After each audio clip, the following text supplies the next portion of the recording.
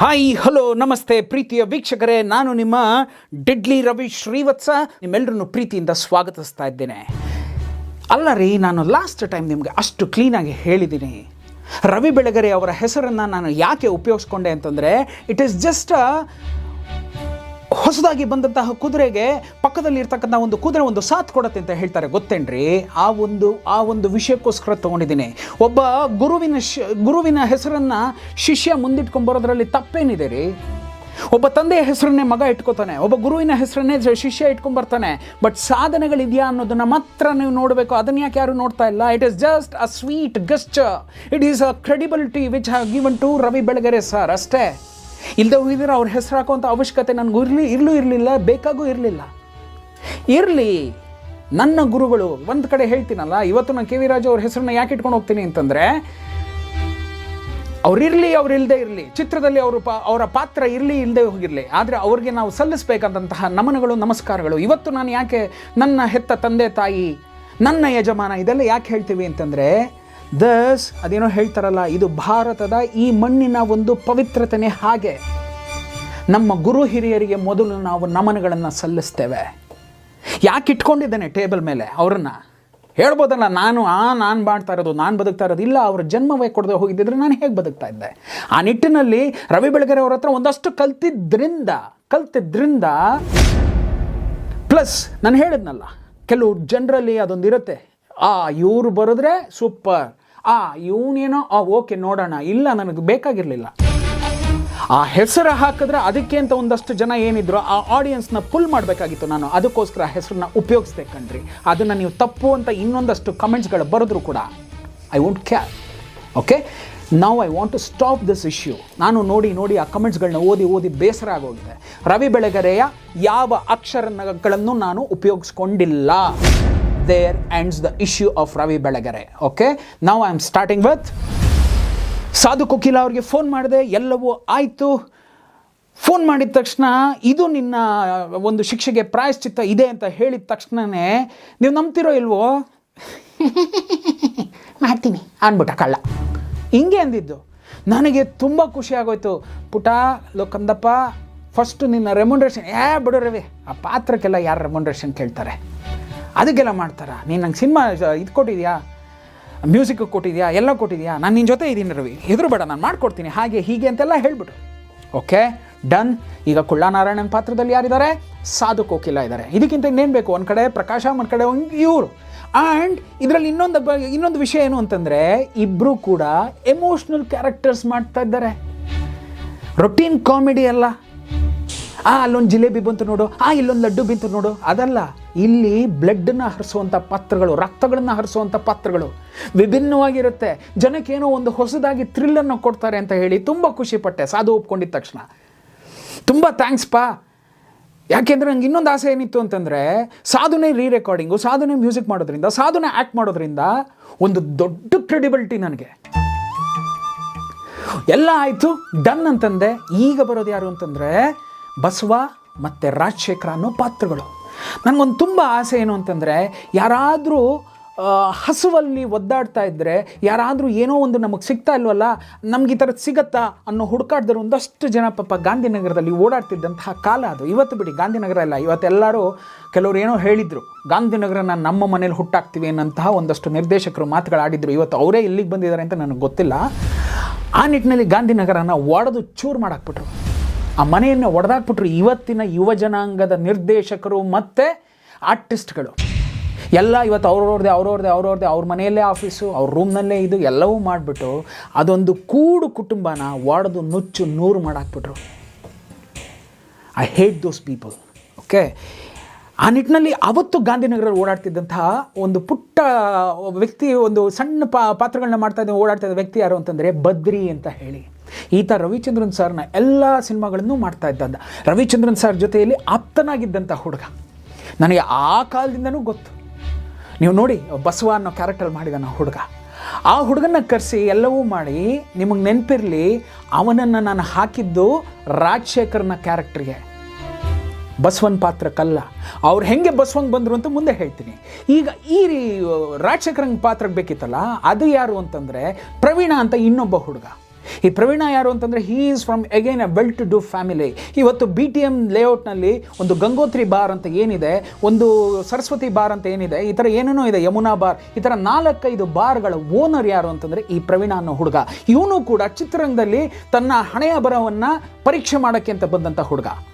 ಅವನಿಗೆ ಹಣಕಾಸಿನ ಒಂದು ಇದು ಬೇಕಾಗಿರಲಿಲ್ಲ, ಆದರೆ ನಾನೇನೋ ಮಾಡಬಲ್ಲೆ. ತುಂಬ ಚೆನ್ನಾಗಿದೆ ಅನ್ಕೊಂಡ್ರೆ ಆ ಹುಡುಗ, ತುಂಬ ಚೆನ್ನಾಗಿದೆ. ನನ್ನ ಮಾದೇಶ, ಗೀದೇಶ, ಆಮೇಲೆ ಡೆಡ್ಲಿ 2 ಇದರಲ್ಲೆಲ್ಲ ನೀವು ನೋಡಿರ್ಬೋದು. ಈ ಹುಡುಗನನ್ನು ಕರೆದು ಅವನನ್ನು ರಾಜಶೇಖರನ ಪಾತ್ರಕ್ಕೆ ಹಾಕಿದೆ. ನೆನಪಿರಲಿ, ಈ ಹುಡುಗ ಈಸ್ ಅ ವೆರಿ ಲೆಥಾರ್ಜಿಕ್ ಗೈ. ಅವಾಗ ವೆರಿ ಲೆಥಾರ್ಜಿಕ್. ಇವನ ಜೀವನ ಶುರು ಆಗ್ತಾ ಇದ್ದದ್ದು ರಾತ್ರಿ 10 ಗಂಟೆಗೆ. ಇವನ ಜೀವನ ಎಂಡ್ ಆಗ್ತಾ ಇದ್ದಿದ್ದು ಬೆಳಗಿನ ಜಾವ 6 ಗಂಟೆ. ಅಂದರೆ ತಿರ್ಗಾ ಬೆಳಗಿನ ಜಾವ 6 ಗಂಟೆಯಿಂದ ರಾತ್ರಿ 10 ಗಂಟೆ ಇವನು ಕುಂಭಕರ್ಣ.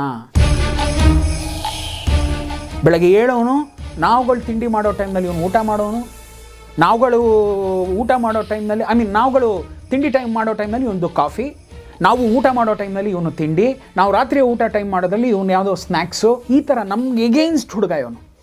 ಬಟ್ ಇವನೇನೋ ಮಾಡಬೇಕು ಅಂತ ಆಸೆ ಪಟ್ಟಂಥ ಹುಡುಗ. ಬಟ್ ಅವನನ್ನು ನಾನು ಇರಲಿ ಅಂತ ಸೆಲೆಕ್ಟ್ ಮಾಡ್ಕೊಂಡಂಥ ಡೈರೆಕ್ಟ್ರು. ಯಾಕೆಂದರೆ ಏನೋ ಆಗ್ಬೋದೇನೋ, ಒಂದು ಚಿತ್ರ ಸಕ್ಸಸ್ ಆದರೆ ಹೊಸಬ್ರಿಗೆ ಒಂದಷ್ಟು ಜೀವನ ಸಿಗತ್ತೆ ರೀ. ಅದು ಸಿಗಲಿ ಅನ್ನೋ ಆಸೆನಲ್ಲೇ ನಾನು ಎಲ್ಲ ಸಿನಿಮಾಗಳನ್ನೂ ಮಾಡ್ಕೊಂಬಂದೆ.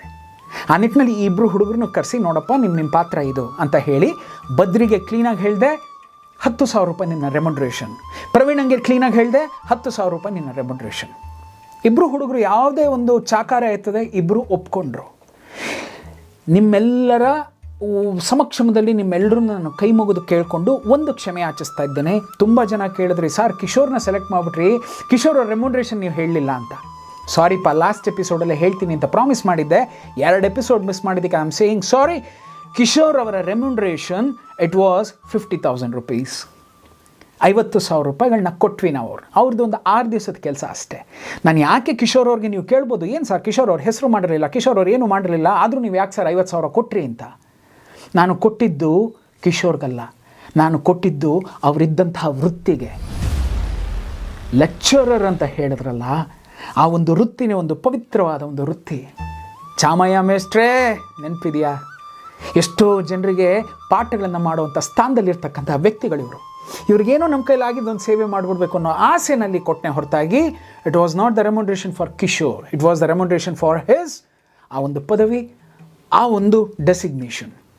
ಇದನ್ನು ಇಲ್ಲಿ ಮುಗಿಸಿ ಇಲ್ಲೇನು ಮಾಡ್ತಾ ಇದ್ದೆ, ಈ ಇಷ್ಟು ಕ್ಯಾರೆಕ್ಟರ್ಸ್, ಇಲ್ಲಿ ಇನ್ನೊಂದು ಪಾತ್ರ, I am sorry, I gave a call to one beautiful human being, best. ನಾನೇನು ಹೇಳ್ತೀನಲ್ಲ, ಅವ್ರನ್ನು ಕೂಡ ಅಣ್ಣನ ಒಂದು ಸ್ಥಾನದಲ್ಲಿ ಇಟ್ಟು ನಾನು ಇಲ್ಲಿವರೆಗೂ ಆ ಒಂದು ಜರ್ನಿನ ಟ್ರಾವೆಲ್ ಮಾಡ್ಕೊಂಡೇ ಬಂದಿದ್ದೀನಿ. It was Jaggesh sir. Jaggesh ಸರ್ಗೆ ಫೋನ್ ಮಾಡಿದ ತಕ್ಷಣ ಹಲೋ ಯಾರು ಅಂತರು. ಸಾಮಾನ್ಯವಾಗಿ ಆರ್ಟಿಸ್ಟ್ಗಳೆಲ್ಲ ಅದು ಮಾಡ್ತಾರೆ, ಯಾಕೆಂದರೆ ತುಂಬ ಜನ ಕಾಟ ಕೊಡ್ತಾರಲ್ಲ. ಸೊ ಫಸ್ಟೇ ಮಾತಾಡ್ತಾನೆ ವಾಯ್ಸ್ ಚೇಂಜ್ ಮಾಡಿಬಿಟ್ರೆ, ಸರ್ ಅದೇ ನಾವು ಜಗ್ಗೇಶ್ ಸರ್ ಹತ್ರ ಮಾತಾಡಬೇಕು. ಯಾರು ಮಾತಾಡೋದು ಅಂದರೆ ನಾವೇನೋ ಹೇಳ್ತೀವಿ, ಅವರೆಲ್ಲ ಅಂದ್ಬಿಟ್ಟು ಕಟ್ ಮಾಡಿಬಿಡ್ತಾರೆ. ಅದಿರುತ್ತೆ, ಅದು ಎಲ್ಲ ಆರ್ಟಿಸ್ಟು ಮಾಡ್ತಾರೆ. ನಾನು ಮಾಡಿದ ತಕ್ಷಣ ಹಲೋ ಯಾರು ಅಂತಂದರು. ಸರ್ ನಾನು ರವಿ ಶ್ರೀವತ್ಸ. ಹೇಳಮ್ಮ ಅಂತ ಶುರು ಆಯಿತು. ಸೊ ಈ ನಿಟ್ಟಿನಲ್ಲಿ ಆಗಿ ಎಲ್ಲವೂ ಮಾತಾಡಿ, ಸರ್ ನನಗೆ ನಿಮ್ಮ ಮಗನ ವಿಷಯ ಮಾತಾಡಲಿಕ್ಕೆ ಫೋನ್ ಮಾಡಿದೆ. ನಾನೆಲ್ಲೋ ನೀನು ನನ್ನ ವಿಷಯ ಮಾತಾಡೋಕ್ಕೆ ಫೋನ್ ಮಾಡಿದೆ ಅಂದರೆ ನೀನು ನೋಡಿದೆ ನೀನು, ಅದೇನದು ಅವನ ವಿಷಯ ಅಂತಂದರು. ಸರ್ ನಾನು ಒಂದು ಸಿನಿಮಾವನ್ನು ಮಾಡ್ತಾಯಿದ್ದೀನಿ ಅಂತ ಹೇಳಿ ಸ್ವಾಮಿಯ ಪಾತ್ರವನ್ನು ಅವ್ರಿಗೆ ಫುಲ್ಲು ವರ್ಣನೆ ಮಾಡಿದೆ. ಫುಲ್ಲು ಹೀಗಿರುತ್ತೆ ಸರ್ ಅಂತಂದೆ. ಅಲ್ಲಮ್ಮ ಅವನ ಕೈಲಿ ಈ ಪಾತ್ರ ಮಾಡ್ಸೋಕ್ಕಾಗತ್ತಾ ಅಂತಂದರು. ಸರ್ ನಿಮ್ಮ ಮಗನನ್ನು ನನ್ನ ಮಗನಾಗಿ ಒಂದು ಅಷ್ಟು ದಿವಸಗಳ ಕಾಲ ಬಿಟ್ಬಿಡಿ ಸರ್, ನನ್ನ ಕಷ್ಟನೋ ಸುಖನೋ ಆ ಒಂದು ಮುದ್ದು ನೀವು ನೋಡಿ, ಅವನು ತುಂಬ ಮುದ್ದಾಗಿದ್ದಾನೆ, ನಮ್ಮ ಯತಿ ತುಂಬ ಮುದ್ದಾಗಿದ್ದ ಆ ಟೈಮ್ನಲ್ಲಿ. ಆ ಒಂದು ಹುಡುಗನ ಕೈಯನ್ನು ಕತ್ತರಿಸಿದ್ರೆ ಆ ನೋವು ಯಾವ ರೀತಿ ಇರುತ್ತೆ. ಮುದ್ದಾಗಿ ಓಡಾಡ್ಕೊಂಡಿದ್ದದ್ದು ಹುಡುಗನ ಕೈಯನ್ನು ಕತ್ತರಿಸ್ತಾರೆ. ನನಗೆ ಈ ಸೆನ್ಸಾರ್ ಆಫೀಸರ್ ಮೇಲೆ ತುಂಬ ಕೋಪ ಇದೆ ರೀ. ಅಮೇಝಿಂಗ್ ಶಾಟ್ ಅಂತ ತೆಗೆದಿದ್ದೆ. ಯಾರೋ ಒಂದು ಕಮೆಂಟಲ್ಲಿ ತುಂಬ ಚೆನ್ನಾಗಿ ಬರೆದಿದ್ರು. ಸೋಮನಿಗೆ ಪೇಟೆನಾಗ ಒಂದು ಮೆಸೇಜನ್ನು ಇಡ್ತಾನೆ. ಯಾವ ನಿಟ್ಟಿನಲ್ಲಿ ಗೊತ್ತಾ, ನೀನು ಬಂದು ನನ್ನ ನೋಡ್ತೀಯಾ, ನೋಡಲೇಬೇಕು ಅನ್ನೋ ರೀತಿ. ಆ ಮೆಸೇಜ್ ಹೇಗಿತ್ತು ಅಂತಂದರೆ, ಸ್ವಾಮಿಯ ಈ ಕೈಯನ್ನು ಕಟ್ ಮಾಡ್ತಾನೆ ಕಣ್ರಿ ಪೇಟೆನಾಗ. ದಟ್ ವಾಸ್ ಹೆಸ್, ಅದೇನೋ ಹೇಳ್ತಾರಲ್ಲ, ಆ ಪಾಯ್ಸನಸ್ ಇದ್ದೋದು ಆ ವ್ಯಕ್ತಿತ್ವ. ಈ ಕೈನ ಕಟ್ ಮಾಡಿ ಸ್ವಾಮಿನ ಕಳಿಸ್ತಾನೆ. ಹೋಗಿ ಹೇಳು ಸೋಮನ್ಗೆ ನಾನೇ ಕೈ ಕಟ್ ಮಾಡಿದ್ದು ಅಂತ. ಆ ಸ್ವಾಮಿ ಅನ್ನೋ ಹುಡುಗ ಎಷ್ಟು ರೆಬಲ್ ಗೊತ್ತೇನ್ರಿ ಆ ಏಜಲ್ಲೇ. ಈ ಕೈಯಲ್ಲಿ ಹಿಡ್ಕೊಂಡು ಕಾಟನ್ ಪೇಟೆ ರೋಡಲ್ಲಿ ನಡ್ಕೊಂಬರೋ ಅಂಥ ಕ್ಯಾರೆಕ್ಟ್ರ್ ಬಂದು ಅದು ಸ್ವಾಮಿ. ಶೂಟ್ ಮಾಡಿದೆ ನಾನು ಅದನ್ನು. ಅದನ್ನು ನೋಡಿದಂತಹ ಅದು ಯಾವ ಆ ಸೆನ್ಸಾರ್ ಆಫೀಸರ್ಸ್ ಇದ್ದಾರಲ್ಲ ಮಹಾನ್ ಭಾವರು ಗಾಬರಿ ಆಗ್ಬಿಟ್ರಂತೆ ಅವರು. ಏನ್ರಿ ಹೀಗೆ ಶೂಟ್ ಮಾಡಿದ್ದೀರಾ? ರೀ ನಾನು ಶೂಟ್ ಮಾಡಿಲ್ಲ ರೀ ಮಹಾನ್ ಭಾವ್ರೆ, ನಡೆದದ್ದನ್ನು ತಂದಿಡ್ತಾ ಇದ್ದೇನೆ. 8 ವರ್ಷದ ಹುಡುಗನ ಕೈಯನ್ನು ಕಟ್ ಮಾಡಿದ್ನಲ್ಲ, ಅವನನ್ನು ಕೇಳ್ತೇನ್ರಿ ನಿಮ್ಮ ಸಿಸ್ಟಮು ಯಾಕೆ ಹಿಂಗೆ ಕಟ್ ಮಾಡಿದೆ ಅಂತ. ಅವನನ್ನು ಕೇಳಿದ್ರೇನ್ರಿ ಪೊಲೀಸ್ನವರು ಯಾಕೆ ಹಿಂಗೆ ಮಾಡಿದೆ ಅಂತ. ನೀವು ಯಾಕ್ರಿ ನಾನು ಅದನ್ನು ಪಿಕ್ಚರೈಸ್ ಮಾಡಿದ್ದಕ್ಕೆ ಕೇಳ್ತೀರಾ? ಮುಟ್ಟಾಳ್ರು ಕಣ್ರಿ ನೀವೆಲ್ಲ, ಮುಟ್ಟಾಳ್ರು.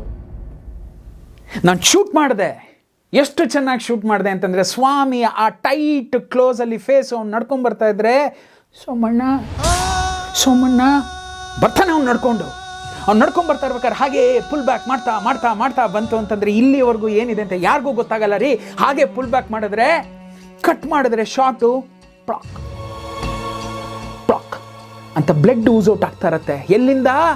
ಯಾವ ಕೈಯನ್ನು ಕಟ್ ಮಾಡಿ ಇನ್ನೊಂದು ಕೈಯಿಂದ ಹಿಡ್ಕೊಂಡ್ಬರ್ತಾ ಇರೋ ಕೈ ಇದೆಯಲ್ಲ, ಆ ಕೈಯಿಂದ ರಕ್ತ ಹಾಗೆ ಕೆಳಗೆ ಬೀಳ್ತಾ ಇರೋದನ್ನು ಫಸ್ಟ್ ಪಿಕ್ಚರೈಸ್ ಮಾಡ್ತೀನಿ.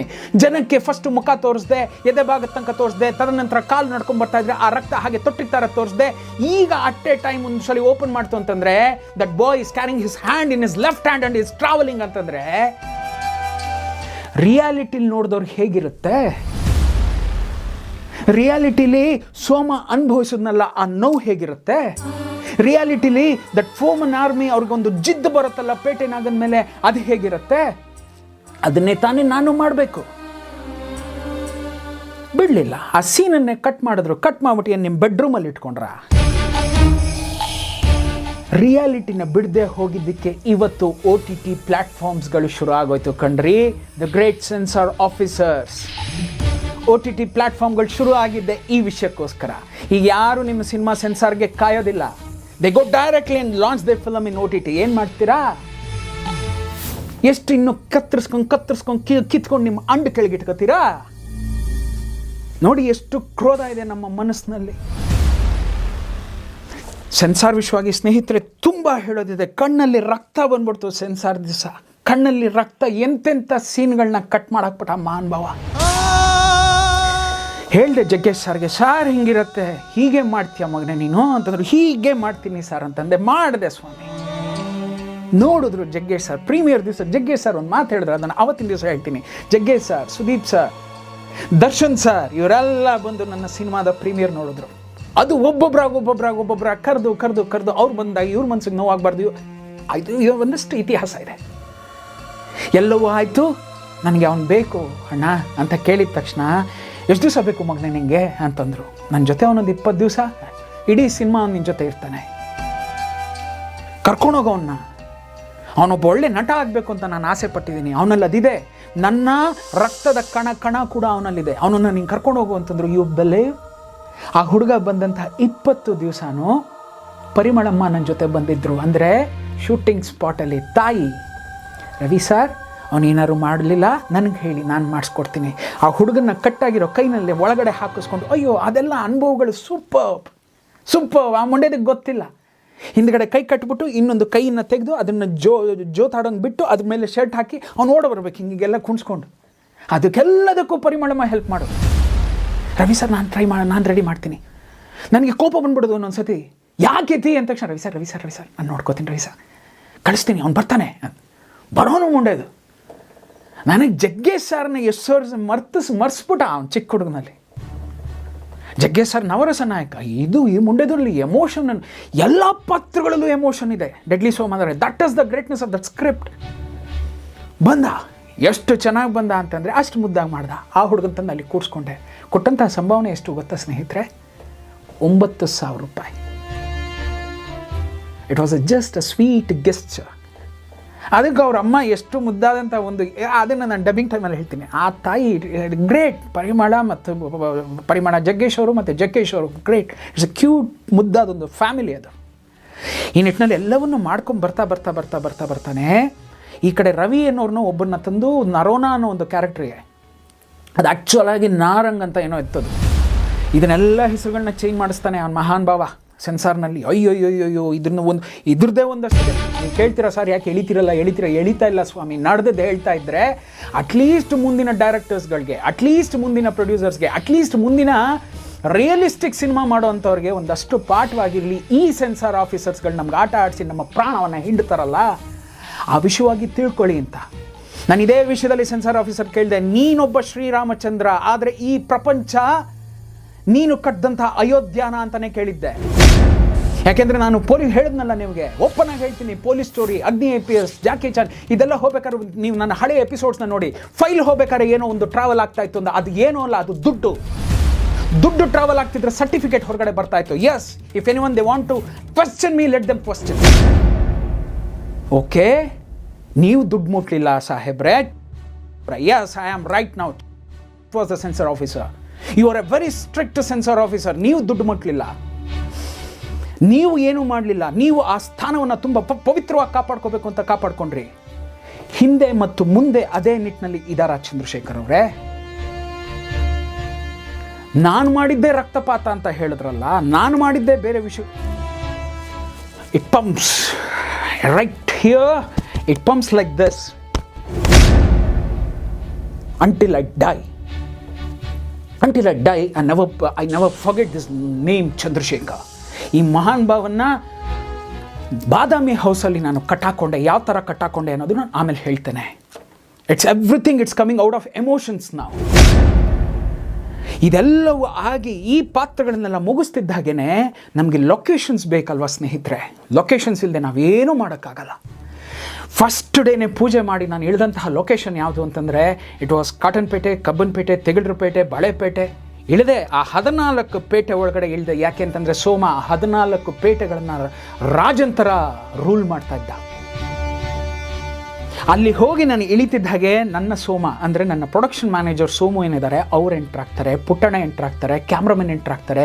ಅಬೋ ಆಲ್ ಅಲ್ಲಿ ಬಂದಿದ್ದು ಯಾರು ಅಂತಂದರೆ, I am thanking you Bullet Prakash. ನಿನ್ನ ಆತ್ಮ ಎಲ್ಲಿದ್ರೂ ಪರವಾಗಿಲ್ಲ, ಇಲ್ಲಿಂದನೇ ಕೇಳ್ಕೊತೀನಿ, ಬುಲೆಟ್ ಪ್ರಕಾಶ್ ಬರ್ತಾರೆ. ಯಾಕೆ ಅಂತಂದರೆ ಬುಲೆಟ್ ಪ್ರಕಾಶ್ ಇಷ್ಟು ಟೀಮ್ನಲ್ಲಿ ಚಿಕ್ಕ ಹುಡುಗನಾಗಿ ಅವ್ರನ್ನೆಲ್ಲ ನೋಡ್ಕೊಂಡು ಬೆಳೆದಂಥ ಹುಡುಗ. ನಾನು ಇರ್ತೀನಿ ಸರ್ ನಿಮ್ಮ ಜೊತೆ ಅಂತ ಅಲ್ಲಿ ಏನು ರೂಮಲ್ಲಿ ಪ್ರಾಮಿಸ್ ಮಾಡಿದ್ನೋ, ದ ಡೇ 1 ಇರೋದಕ್ಕೆ ಶುರು ಮಾಡ್ದ. ನಾನು ಯಾವಾಗ ಈ 14 ಪೇಟೆಗಳಿಗೆ ಇಳಿಯೋಕ್ಕೆ ಶುರು ಮಾಡಿದ್ನೋ, ಬಂದ್ಬಿಟ್ಟ ತಮ್ಮನಂಗೆ ಮಗನಂಗೆ ಬಂದ. ಸಾರ್ ನಮಸ್ಕಾರ ಸಾರ್ ಅಂತಂದ. ಕಂದ ಎಲ್ಲಿಂದ ಶುರು ಮಾಡೋಣಪ್ಪ ಅಂತಂದೆ. ಸರ್ ನೀವು ಸೋಮನ ಮನೆ ನೋಡ್ತೀರಾ ಅಂತಂದ. ಸ್ನೇಹಿತರೆ, ನಾನು ಸೋಮನ ಮನೆಯನ್ನು ಫಸ್ಟ್ ಎಂಟ್ರ್ ಆಗ್ತೇನೆ. ಮನೆ ಎಂಟ್ರಾಗಿ ನಾನೇನು ಅಂದ್ಕೊಂಡಿದ್ದೆ, ಅದು ಮನೆ ಅಂತಲೇ ಎಂಟ್ರಾದರೆ ಪಾಳು ಬಿದ್ದ ಮನೆ ಆಗೋಗಿತ್ತು. ಅಷ್ಟೊತ್ತಿಗೇನೆ 1995ರಲ್ಲಿ ಅವನು ಎನ್ಕೌಂಟರ್ ಆಗಿತ್ತು. 2005ರೊಳಗೆ ಅಲ್ಲಿ ಸೋಮ ಇದ್ದ ಜಾಗ, ಅದು ಅವನ ಸ್ವಂತ ಮನೆಯಲ್ಲ, ಇದ್ದ ಜಾಗ. ನನಗೆ ಎದೆ ಧಸಕ್ ಧಸಕ್ ಧಸಕ್ ಅಂತ ಹೊಡ್ಕೋತಾ ಇದೆ. ರೀಸನ್ ಏನು ಅಂತಂದರೆ ಸೋಮನ್ ನೋಡಿಲ್ಲ, ಆದರೆ Soma, Jayashree, Rajashekhara, Basava, Bidda, the whole deadly team, gangsters ಇವರೆಲ್ಲ ಏನಿದ್ರು ಆ ಮನೆಯನ್ನು ನೋಡ್ತೀವಿ ಅಂದಾಗ ಒಳಗಡೆ ಒಂದಿರುತ್ತೆ ಗೊತ್ತಾ, ಒಂದು ಕುತೂಹಲ ಇರುತ್ತೆ, ಒಂದು ಕ್ಯೂರಿಯಾಸಿಟಿ ಇರುತ್ತಲ್ಲ. That was pumping me like anything. I just entered ಇನ್. ನೋಡಿದ್ರೆ ಬಿದ್ದೋಗಿದೆ. ಕಂದ ಯಾವ ಮನೆಗೆ ಕರ್ಕೊಂಬಂದ್ಯೋ ಅಂತಂದೆ. ಸರ್ ಇದೇ ಸರ್ ಮನೆ ಇದ್ದಿದ್ದವನು, ಇದು ರೂಮು ಸರ್ ಅಂತಾನೆ, ಇದು ಹಾಲು ಅಂತಾನೆ, ಇದು ಅಡುಗೆ ಮನೆ ಅಂತಾನೆ, ಸರ್ ಇದೊಂದು ವರಾಂಡ ಅಂತಾನೆ, ಇದು ಓಣಿ ಅಂತಾನೆ, ಹಿಂದ್ಗಡೆ ದೊಡ್ಡ ಕಾಂಪೌಂಡ್ ಇದೆ. ಆ ಕಾಂಪೌಂಡಿಂದ ಅವ್ನು ತಪ್ಸ್ಕೊಂಡು ಹೋಗೋದಕ್ಕೆ ಮಾಡ್ಕೊಂಡಿದ್ದಂಥ ಒಂದು ಸಣ್ಣ ಜಾಗ ತೋರಿಸ್ತಾನೆ.